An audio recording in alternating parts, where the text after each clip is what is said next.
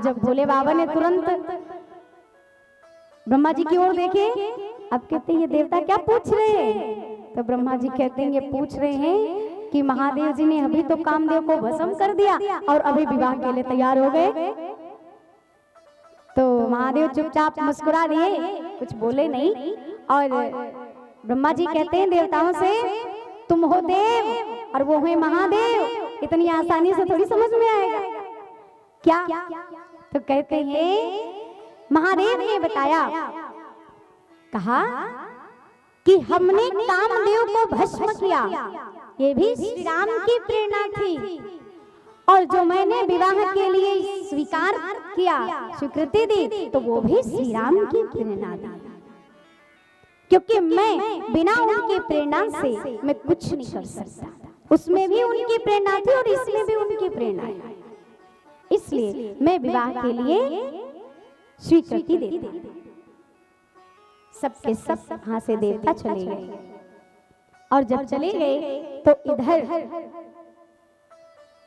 अब महाराज भगवान राम, भगवान श्री हरि, और जब श्री हरि आए तो श्री हरि आकर के कहते हैं कि प्रभु अब तो तैयार हो जाओ, क्योंकि अब ये बात विवाह की है।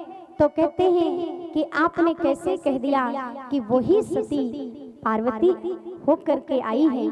तो नारायण कहते हैं प्रभु, क्योंकि उन्होंने मरते समय पर कहा था, मुझसे वचन मांगा था कि जन्म जन्म मेरा शिव पद में अनुराग हो, उनके सिवा और कोई नहीं चाहिए। तो ये वही सती पार्वती बन के आई है। अब आपको तो विवाह करना ही होगा, ये मेरी स्वीकृति है। यदि आप चाहते हैं, आप मुझे प्रेम करते हैं, यदि आप मुझे कुछ भी मानते हैं, तो ये मेरी बात आपको मानना पड़ेगा। महादेव कहते वो तो ठीक है, आप कह रहे हैं तो मैं, हाँ, अब तो ये पत्र हिमांचल राजा के वहां गया है, और अब तो विवाह की तैयारियां हो रही हैं। और महाराज विवाह की तैयारियां भी तो कैसी, और वो भी भोले बाबा का विवाह। भोले बाबा का विवाह हो तो भला सोचो, तो महादेव की बारात है। आज 2 बारात सजी हैं, 2 बारात, एक तो वीआईपी और एक वीवीआईपी, 2 बारात। वीआईपी जानते हो कौन सी थी? जिसमें ब्रह्मा जी, विष्णु जी और देवराज इंद्र जी, जितने भी मतलब देवतागण थे, वो सारी वीआईपी बारात थी।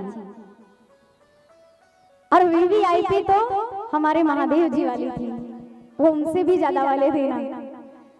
बारात तैयार हुई, और तैयार होने के बाद जब महादेव इधर सारे के सारे देवता जब आ गए कैलाश पर, तो जो महादेव जी के जो गढ़ थे, तो गढ़ कहते हैं कि भोले बाबा ये बताओ तुम्हारे पास घर है क्या?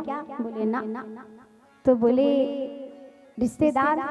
बोले कोई नहीं है। तो बोले फिर बारात में कौन चलेगा?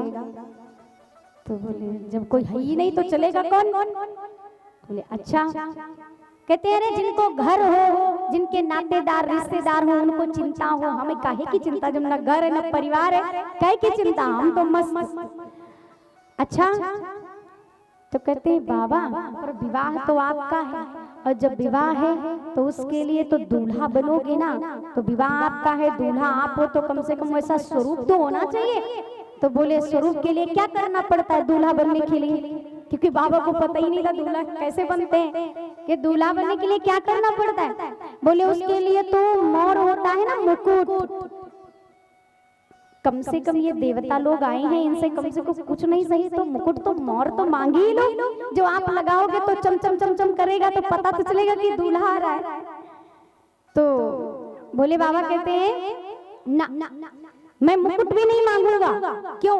क्योंकि कहते जब मैं वो स्वर्ण का मुकुट अपने सर पे लगाऊंगा तो न जाने कितनों को हमसे प्रेम होगा कि देखो कितना सुंदर मुकुट है। और जो थोड़े वैसे होंगे, उनको ईर्ष्या हो जाएगी, कहेंगे देखो तो सोने का मुकुट मिला, हमको तो कुछ नहीं मिला, इनका सोने। तो कह रहे ऐसी चीज को हम बिल्कुल नहीं लेंगे जो किसी के मन में प्रेम और किसी के मन में नफरत पैदा करे, ऐसी चीज बिल्कुल नहीं। बाबा बोले तुम बात मोर की करते हो ना, तो सुनो। जब अपनी जटा को क्रोध में आकर के भोले बाबा ने एक जटा निकाल कर फेंकी थी जिससे वीरभद्र उत्पन्न हुआ था, तब से जटाएं महादेव की खुली हुई थी। तपस्या किया, सब किया, क्योंकि सती के वियोग में वो भूल गए सब कुछ करना, तो वो जटाएं खुली थी। महादेव कहते हैं काहे की चिंता, भला इससे मुकुट से ज्यादा बढ़िया कुछ हो सकता है? संतों का श्रृंगार ही जटा है। कहते संतों का श्रृंगार जो होता है ना, वो उनकी जटाएं होती हैं, बड़ी प्यारी लगती है। किसी ने कहा कि संसार में, इस दुनिया में दो ही का गायन होता है, एक तो सती का और